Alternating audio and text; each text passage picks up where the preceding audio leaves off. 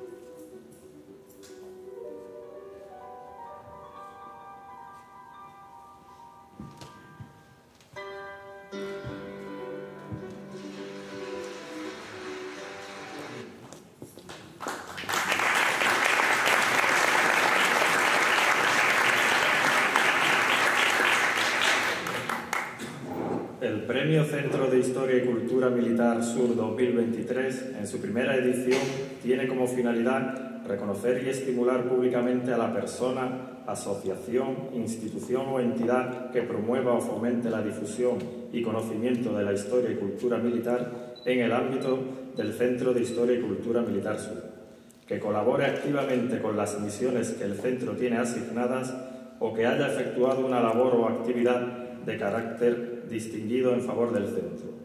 El ilustrísimo señor coronel don Miguel Ángel Pérez Bravo, director del Centro de Historia y Cultura Militar Sur, hará la presentación del premio.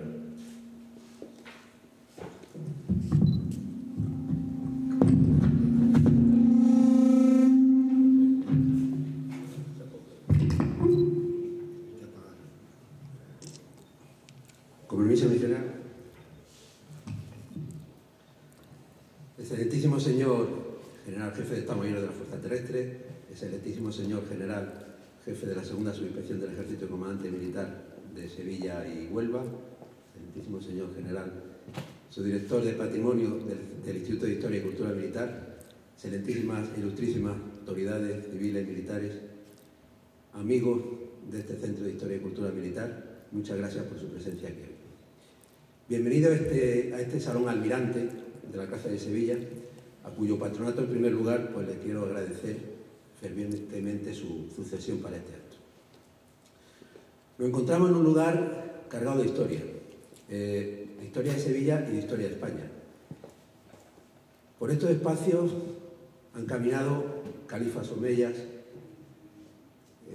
han caminado gobernadores abadíes, reyes almorávides, reyes almohades, reyes de la Casa de Borgoña, reyes de la Casa de Austria, reyes de la Casa de Borbón e incluso un rey santo. Imagínense el patrimonio que tenemos aquí entre estas paredes. Pues si consideramos lo que es nuestra España, ya se pueden imaginar el inmenso patrimonio histórico de que somos herederos. España es una de las naciones más antiguas del mundo y tanto desde que es España como todos sus pueblos que han pasado por aquí nos han ido dejando un legado y un patrimonio que, como digo, es inmenso.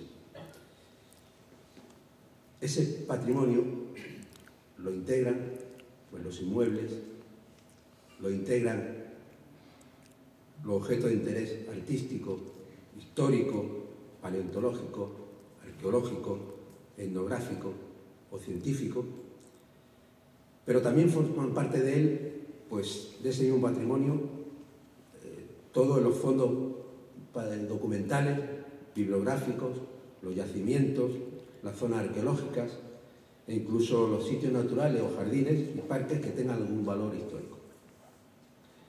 Pero es que resulta que de esa historia de España, la columna vertebral la forma la historia militar.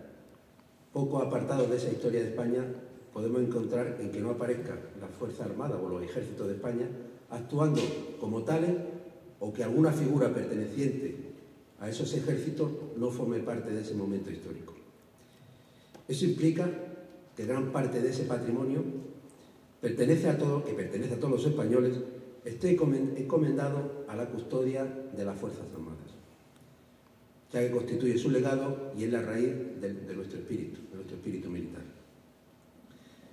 ¿Y qué forma parte de ese patrimonio? Pues ya han podido ver algo en la proyección que acabamos de ver. Hay un patrimonio inmueble en forma de edificio emblemático, patrimonio mueble que custodiamos en nuestros museos o en nuestras salas históricas o incluso en las propias unidades. Tenemos patrimonio documental que se conserva en las bibliotecas, en las salas de lectura. Tenemos archivos, tenemos patrimonio natural, que son nuestros campos de maniobra, tenemos un patrimonio inmaterial que lo constituyen nuestros usos, nuestras costumbres, nuestra música, e incluso tenemos un patrimonio intemporal, que serían pues todos los honores y todo lo que dedicamos a los que una vez dieron su vida por España bajo cualquier bandera. Pues bien, el órgano responsable en el ámbito del Ejército de Tierra de la protección la conservación, la difusión y la investigación de todo ese patrimonio es el Instituto de Historia y Cultura Militar. El Instituto de Historia y Cultura Militar, para hacer su gestión, se divide en 8 centros de historia y cultura militar. Uno de ellos es el que tengo yo el honor de dirigir.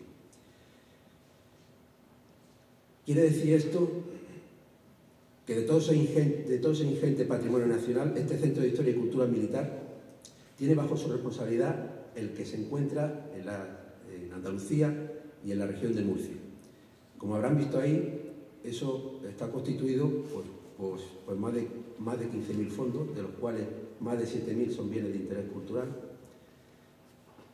Tenemos más de 50.000 obras bibliográficas y 5 kilómetros de archivo. Para su protección y su conservación, pues disponemos de los medios que el Ejército de Tierra puede poner a nuestra disposición. Pero desde luego, para lo que es la difusión o su investigación, si no contáramos con la colaboración de tantas asociaciones y tantas personas particulares, muchos de los cuales es una satisfacción ver aquí hoy, pues difícilmente podríamos llegar. Porque desde luego, gracias a esa organización y a esas personas, llegamos a sitios donde sinceramente nos sería imposible llegar. Por esta razón, este centro de historia, tomando el impulso que nos dio nuestro director del Instituto de Historia y Cultura Militar, decidimos la creación de este premio del Centro de Historia y Cultura Militar Sur, un premio que queremos que sea anual. En ello lo que queremos es, una vez al año, en forma de una persona o de una organización, rendir homenaje a todas estas asociaciones de las que he dicho y a todas estas personas que colaboran con nosotros altruistamente, poniendo a nuestra disposición su tiempo, sus conocimientos, su formación académica e incluso algunos hasta su trabajo manual.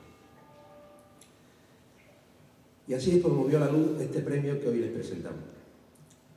Inicialmente, nuestro gran problema era a quién darle este primer premio, porque, como ya digo, eran muchísimas las personas, muchísimas las organizaciones que se lo merecían. Pero en cuanto que en el seno del jurado apareció el nombre de don Antonio Nieto Carnicer, ya no tuvimos duda de quién debía quedarse. Es una persona muy querida en el Centro de Historia y Cultura Militar, no solo en el Museo de Historia y Cultura Militar, no solo el Museo Histórico Militar. Es una persona que dedicó mucho tiempo y mucho esfuerzo a divulgar la cultura de defensa hasta el último momento. Le diré, por ejemplo, que el día anterior a que nos dejara estuvo hablando conmigo del trabajo que estaba haciendo sobre los guiones y los banderines de la Legión Española. Así que creo que es un premio muy, muy merecido. Vamos a ver ahora, a continuación, leeremos el acta del jurado de concesión de ese premio y a continuación efectuaremos la entrega. De agradeciéndole nuevamente su atención y su presencia aquí, doy paso a la lectura, como he dicho, de ese acta. Muchas gracias.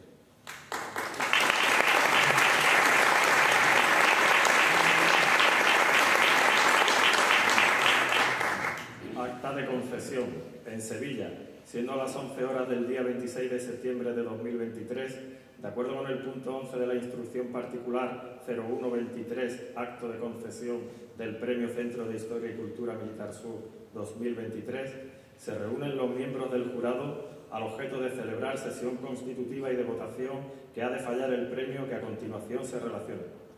Presidente, Coronel don Miguel Ángel Pérez Bravo, en calidad de director del Centro de Historia y Cultura Militar Sur. Vocal, Coronel don Antonio Membrillo Bonilla, en calidad de representante de Ried. Vocal, Coronel don Pedro López Ortega, en calidad de director de la Biblioteca Histórico-Militar de Sevilla. Vocal, Coronel don Salvador Rosell González, en calidad de director del Archivo Intermedio Militar Sur. Vocal, Coronel don Luis Manuel Rivero Camacho, en calidad de director del Museo Militar de Sevilla.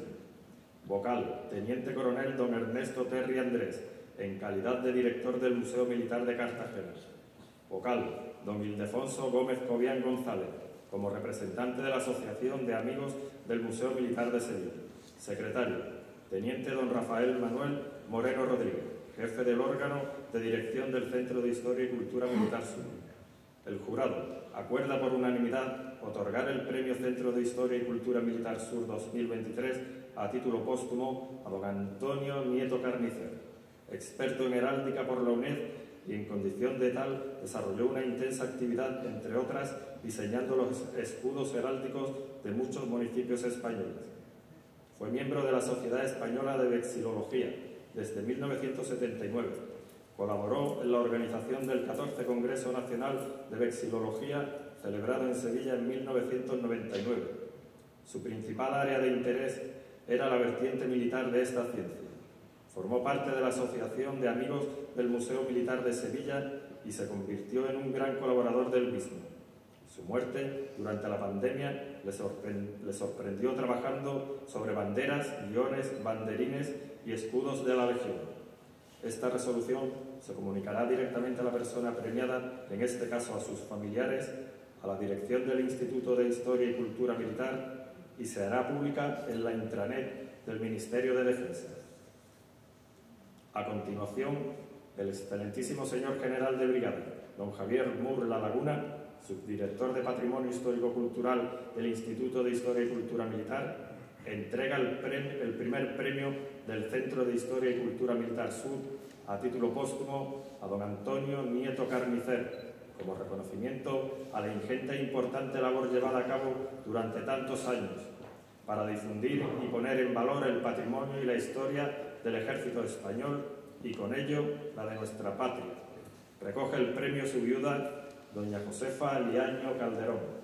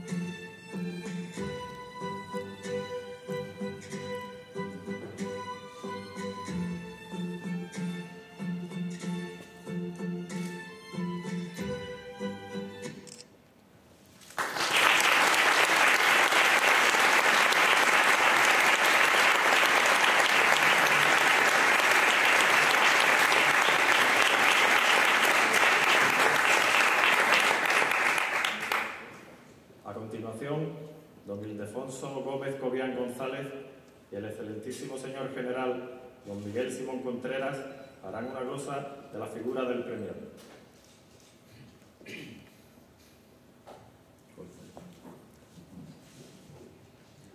Buenas tardes.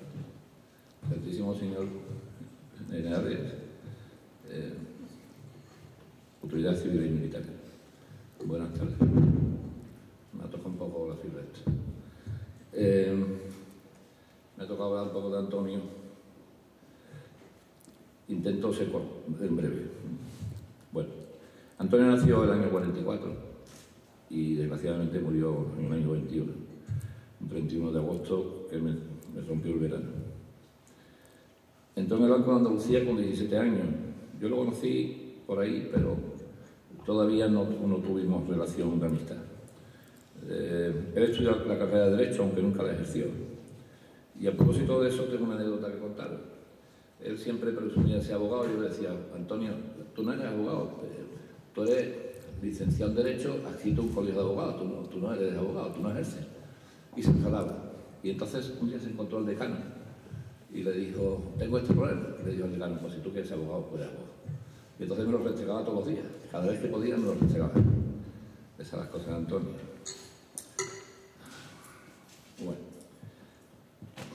Conocí a Antonio en los años 70. Él era muy aficionado a los temas militares y se metía en todos lados. Y en este caso era la época en la que empezaron el mundillo del miniaturismo en Sevilla, las exposiciones, los concursos. Iba con su hijo Antonio, siempre todos, para meter a Antonio en ese mundillo. Pero Antonio no terminó mucho por él, pero él se empeñó. Pero todo lo que significaba temas relacionados con el ejército, ahí estaba Antonio.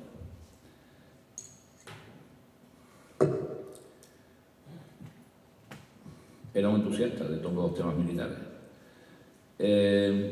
Fue en un concurso de modelismo donde ya empezamos uy, estamos muy cerca, donde nos conocimos un poco ya más de cerca. Él era muy aficionado a la uniformología, yo también. Él hablaba del tema de las banderas, de psicología, de la heráldica, de los emblemas de la Semana Santa, que le encantaba ese tema. En todo eso era un maestro.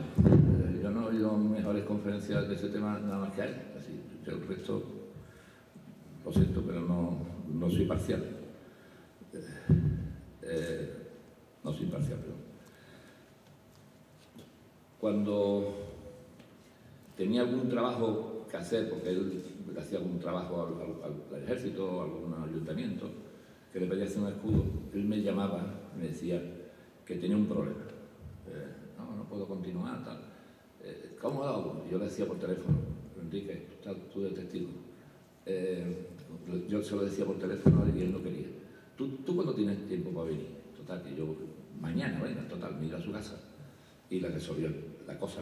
Se lo intentaba hacer primero hablando, pero él me decía: esto es muy complicado a mí. ¿Te importa hacérmelo? Y yo se lo hacía. Siempre conseguía lo mismo, siempre era así. Me encantaba trabajar con él, era un tío muy gracioso. Yo lo quiero mucho. Nuestra relación con el Museo de Historia Militar de Sevilla se inició en la inauguración, en el año 92. Constituimos una asociación que se llama la Cuarta de Maestres, luego se anuló en el 96, y hasta el 2014 nos creamos la asociación actual de Amigos del Museo Histórico Militar de Sevilla. Él era el tesorero y yo me honro en ser el presidente. Como tesorero tiene aplicado su conocimiento de costumbres aprendidas en la época de bancario.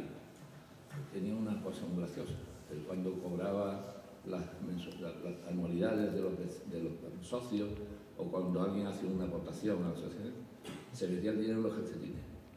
Y le decía: Antonio, yo he trasladado tela de dinero de esta forma, porque era la forma de la época, de ir seguro el dinero guardado, ¿no?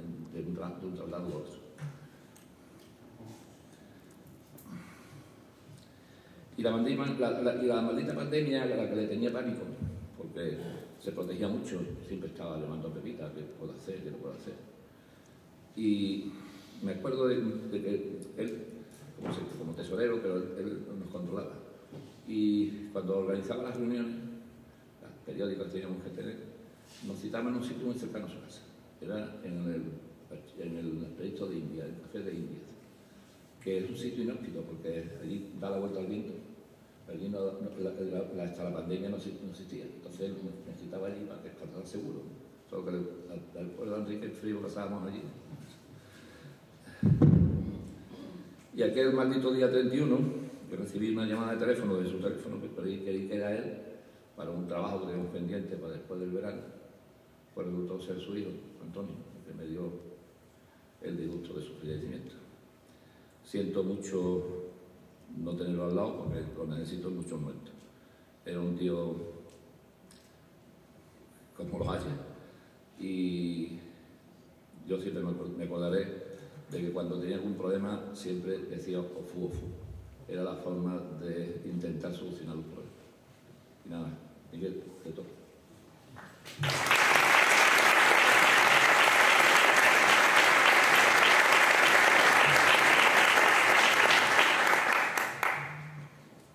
Bueno, me toca hablar de mi amigo, mi hermano, que así puedo hablar con propiedad diciendo que era como mi hermano, porque sobre todo hemos tenido muchas confidencias, muchísimas, en los aspectos personales y en los aspectos militares. Pero además fue una relación muy grande, muy abierta y además familiar. Familiar no solamente con él, sino con su familia, de la cual creo que forma parte, lo mismo que yo, han formado parte de la mía. Yo empiezo a conocer a Antonio recién llegado aquí en el año 80. Había terminado todo mi periplo ya de capitán, a punto de ascender a comandante. Vengo aquí al Estado Mayor de Capitanía y en mi casa, que yo vivía en la Ronda Capuchinos, llama un señor una mañana, pregunta por mí, mi mujer le dice que hasta por la tarde no estoy, y allí aparece y hablamos. El señor que había aparecido en mi casa fue Antonio Nieto, en su función de director de la sucursal del Banco Andalucía, que la tenía justo enfrente de mi casa. Bueno, pues hay siempre un feeling, y para mí fue un feeling personal, porque continuamente, en cuanto hablamos varias palabras, hubo algo que nos hizo coincidir en un sitio.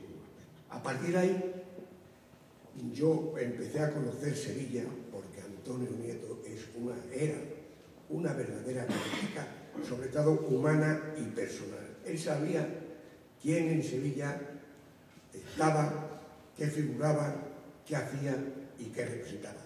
No hablemos ya del mundo de las instituciones sevillanas, sobre todo en el mundo de las hermandades de Sevilla, que Sevilla gravita en gran parte a través de las ramificaciones que tienen las hermandades. Yo puedo decir que era un militar de paisano o un paisano que estaba lleno de glóbulos caqui. Me explicaré. Él hace su servicio militar en Capitanía y aquello le graba profundamente.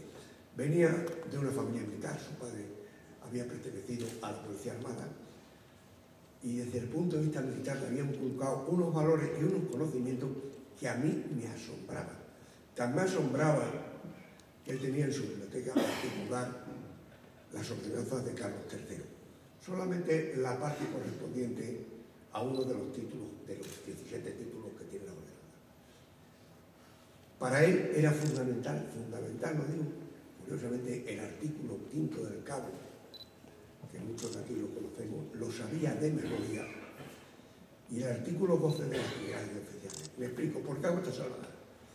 Porque él intentó, con su espíritu, si no aplicarlo desde un punto de vista corporativo, sino con su relación con sus subordinados en el mundo de la banca, intentaba que fuera un fiel reflejo, él como director, en su relación con su subordinado, como el artículo 5 del Cabo. Él siempre decía, el Cabo como jefe más inmediato, decía, de los que trabajan conmigo, se hará querer y se hará respetar de él. Decía, no disimulará jamás una falta de subordinación. Infundirá a su subordinado amor al oficio y esa actitud en el desempeño de la obligación. Y luego me decía siempre, Miguel, será firme en el mando, ingraciable en lo que pueda. Decía, yo no castigo, pero llamaré la atención sin cólera y procuro ser comedido en mis palabras cuando tengo que decirle algo. No digamos, cuando hablaba del artículo 12, el oficial cuyo propio honor y espíritu no se lo sabía de memoria, intentaba aplicarlo y era magnífico. Sus relaciones, cuando tenía un problema, llamémoslo de competencia, él tenía un gesto que era haciendo referencia a lo que eran las insignias y el lugar que había cada uno en la banca. Ya ha hablado nuestro amigo Ignacio, que fue siempre un hombre gran emprendedor y entusiasta, y hasta el punto que no tenía horas para el banco, las pocas que le quedaban ya para la familia, encima, como dicen, como bien se ha dicho aquí, se hizo licenciado en Derecho con un esfuerzo enorme, que yo creo que la mitad de la carrera es suya y la mitad es tuya, Pepita, porque tú además le animabas profundamente. A través de mi relación con él, recuerdo una vez lo llevé de maniobra, estando contigo muy general cuando estabas en la BUE, y yo fui también como de operaciones especiales allí, también un día me acompañó. Asistió a la exposición de Faja junto contigo, Pepita, en la Escuela Superior del Ejército, siempre lo recuerdo. Y estuvo siempre presente en una serie de circunstancias desgraciadas que tuvo mi familia con la muerte de mi esposa, y estuvo siempre ahí como amigo. Hasta el punto, luego, ya sigo hablando de esta relación familiar, militar que teníamos, que el matrimonio se desplazó a Madrid a ver un desfile de las Fuerzas Armadas con un criterio, y aquello, pues esto que conferencias dio en Sevilla a Mili sobre uniformidad, bandera, el estudio de las cofradías, las cuales conocía de PAP, era enorme. Y yo recuerdo en su palco, en el palco que teníais ahí, en la Avenida de la Constitución, que me explicaban de hermandad por hermandad, cofradía por cofradía. Siempre recuerdo cuando me explicó la primera vez que yo me enteré de una palabra que existía en el ritual, que era el paso del bacalao en las hermandades. Llámame. Por último, cuando ya estaba destinado al mando del mando de apoyo logístico, le digo, me había ayudado mucho en un trabajo, tenemos que tener atención contigo en Malre oficialmente. Y la petición que me hizo fue que le regalase una bandera de España, la bandera que tenéis en vuestra casa, y que además todo el Estado Mayor que tenía me acompañó en la entrega y fue extraordinario. Pero hay un dato de Antonio, sevillano de pura cepa, que no puedo omitir porque Sevilla le debe a Antonio, le digo Sevilla como ciudad, y los sevillanos le debe a Antonio algo que salió muy ligeramente en la prensa, porque era el verano del 2017, pero que tuvo una importancia. Dentro de la política y de los grupos políticos que existen o que han existido siempre en el ayuntamiento, un grupo político determinado y unos representantes sindicales hicieron una campaña enorme con que figurara en el escudo de Sevilla la figura tanto de San Fernando como de San Isidoro y San Leandro. La figura de San Fernando con la espada la consideran una representación militar de la violencia. La figura de San Isidoro y San Leandro en el escudo de Sevilla era una intromisión de aspectos religiosos en un estado que se declaraba aconfesional. Y hubo una batalla tremenda. Esta batalla venía ya un poco largo, desde 3 o 4 años antes, y ya en el año 2017, en el verano ese, no se volverá muy próximo, a final de junio, 1 de junio, hubo un ataque furibundo y teníamos noticia de que en el pleno que se celebraba en el mes de julio en Sevilla, en el pleno del ayuntamiento, el escudo se venía abajo. En aquella época, pocos años antes, 2 o 3 años antes, se había formado en la universidad un grupo de trabajo dependiente del aula de la experiencia a la cual yo pertenecía, que lo pilotaba el catedrático de Historia Medieval, don José Sánchez Herrero. Entonces, don José Sánchez Herrero hizo un estudio muy importante de tipo histórico de lo que representaba el escudo de los 8 siglos que llevaba. Y Antonio hizo un estudio magnífico desde el punto de vista heráldico de lo que representaba ese escudo y que no había ningún error en él.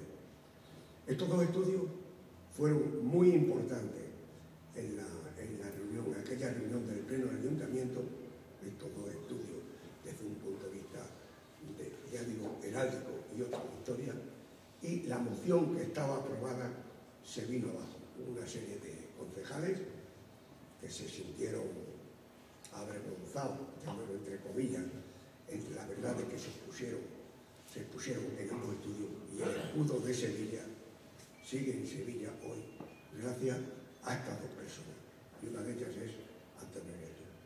Por lo demás, a vosotros no digo nada, querida familia, porque he hablado muchísimo con vosotros, sabéis lo que significáis para mí, y el recuerdo de Antonio estará siempre entre nosotros. Gracias.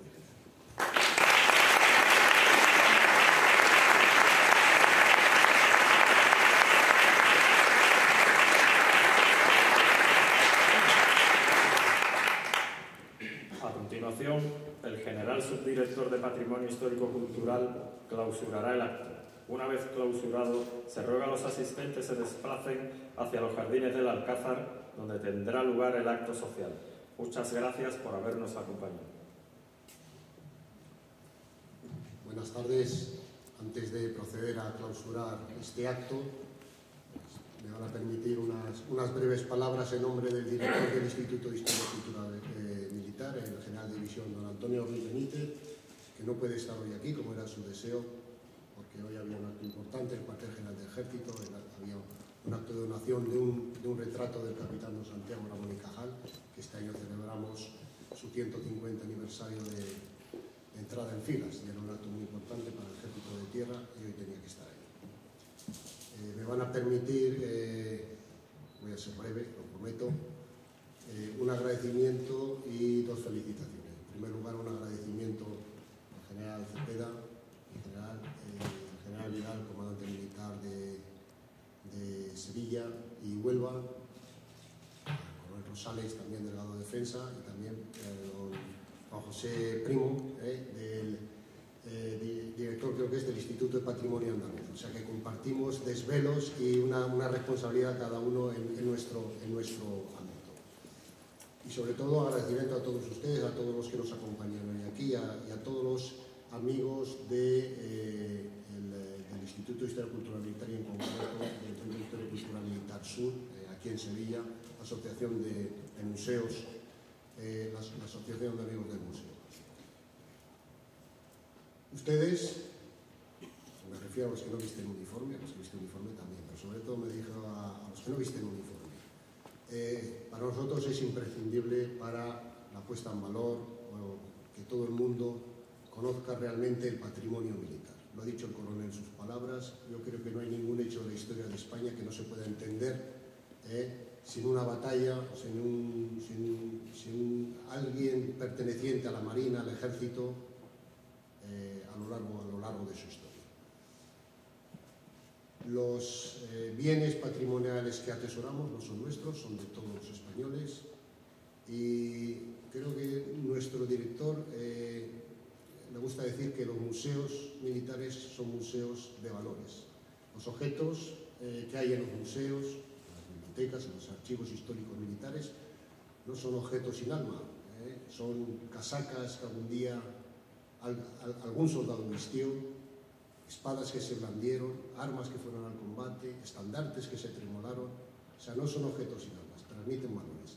Entonces, esos valores es lo que queremos que conozcan no los que vestimos uniforme, que los tenemos, los sentimos desde que ingresamos en el centro de formación, en la academia, sino todos ustedes. Y para ello es imprescindible contar con su colaboración. Por tanto, yo se lo agradezco que nos ayuden en esto.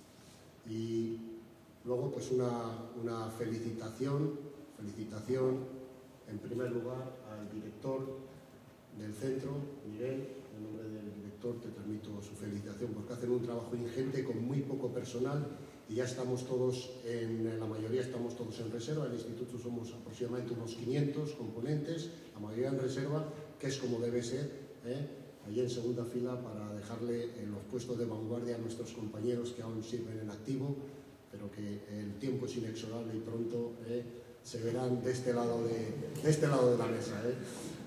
Mis generales, mis coroneles, pronto estaréis aquí. Yo que acabo de pasar ahora a la reserva, pues doy fe de ello. Y por supuesto, una felicitación a la familia Josefa, teniendo su hija, su hijo, pues de verdad una felicitación, porque yo creo que lo han glosado tanto el general como, perdona, Alfonso, nombre muy sevillano. Lo que se hace con pasión y de manera desinteresada pues tiene un doble valor. Yo quiero felicitarles por todo el trabajo y todo de don Antonio Nieto Carnicer, que al final pues le sorprendió casi su fallecimiento pues al pie del cañón, nunca mejor dicho. He intuido en este vídeo que glosaba un poco su trayectoria, no sé, yo no soy sevillano, yo soy aragonés, pero me gusta mucho la Semana Santa de Sevilla y creo que era una versión de la marcha procesional esa de Siempre Macarena, creo que era la que sonaba de fondo, no lo sé, ¿si era, no? Bueno, no sé, pero una marcha procesional, yo creo que ahí se hubiera sentido orgulloso de que la acompañara en este breve recordatorio que hemos hecho a don Antonio. Pues querida familia, en nombre del director del instituto que no podía estar aquí, felicidades por el premio. Creo que desafortunadamente es tardío, pero sin duda es un premio totalmente reconocido y merecido, como ha dicho nuestro poder. Y nada más, pues sin más, con tu permiso, mi general, pues damos por clausurado el acto ha finalizado. Gracias.